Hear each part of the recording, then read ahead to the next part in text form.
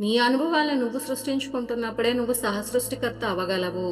మరి ఏమిటి మన అడ్డంకిగా ఆపుతున్నది ఏంటి అనేది చూద్దాం. సత్యం దారిలో ప్రయాణం. ఏమిటి సత్యం? సత్యం దారిలోనే కదా ప్రయాణిస్తున్నాము.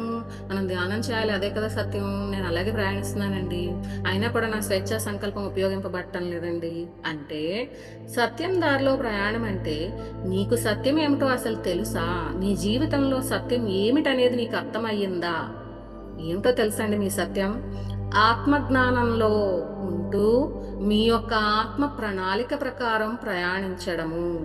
మరి మీ ఆత్మ ప్రణాళిక ప్రకారం ప్రయాణిస్తున్నప్పుడు ఏం అడ్డంకులు వస్తున్నాయి? ఉదాహరణకి ఎవరో ఎక్కడికో రమ్మన్నారు, మీరు అలా వెళితే ఆ రోజు మీకు ధ్యానాలు చేయడం కుదరటంలా, లేదు ఆ రోజు మీరు దేవతా ధ్యానం టైంకి మీరు ఇంట్లో ఉండరు, లేదు అక్కడికి వెళ్ళకపోయినా పర్వాలేదు కానీ వాళ్ళు ఏమనుకుంటారో, వాళ్ళ ఇళ్ళకి వెళ్ళకపోతే, లేదా వాళ్ళు చెప్పిన పని చెయ్యకపోతే ఏమనుకుంటారో అనుకుని గనక మీరు ఆగిపోయి అక్కడికి వెళ్ళిపోయి ఆ రోజు ధ్యానానికి మొత్తం సెలవు ఇచ్చేసి ఉంటే అప్పుడు మీరు మీ సత్యం యొక్క దారిలో ఎలా ప్రయాణిస్తున్నట్టు అవుతుంది?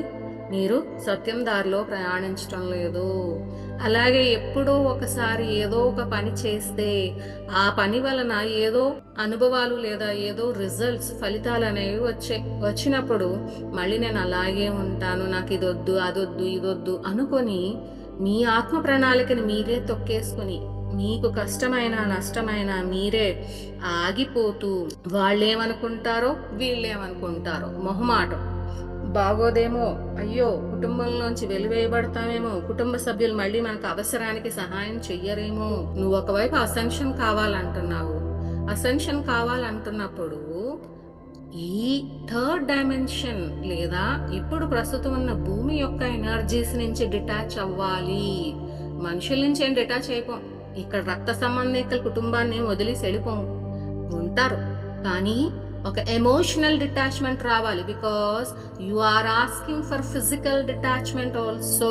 మీరు ధ్యానంలో ఏదైతే అడుగుతున్నారో, ఆత్మ ప్రణాళికలో ఏదైతే పెట్టుకుని వచ్చారో అవి ఇంప్లిమెంట్ అవ్వడం అనేది మొదలవుతుంది. అంతేగాని అడిగేదొకటి చేసేదొకటి అయితే ఎందుకు మీకు ఫ్రీ విల్ అనేది పనిచేస్తుంది? ఆ ఫ్రీ విల్ ఎనర్జీస్ పని చెయ్యవు.